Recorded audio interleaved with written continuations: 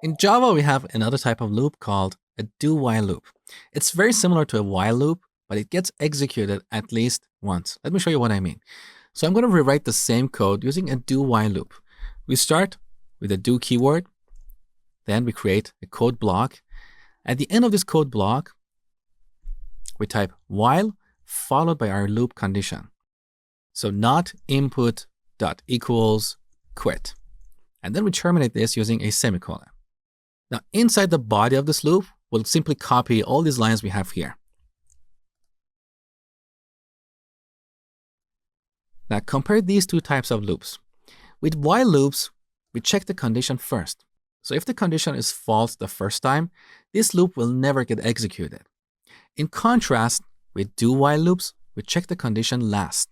So do-while loops always get executed at least once, even if the condition is false. That is the only difference. Now, in reality, most of the time we use while loops. Do-while loops are rarely used, but there are certain cases for them. So just be aware of them, but most of the time, prefer to use while loops.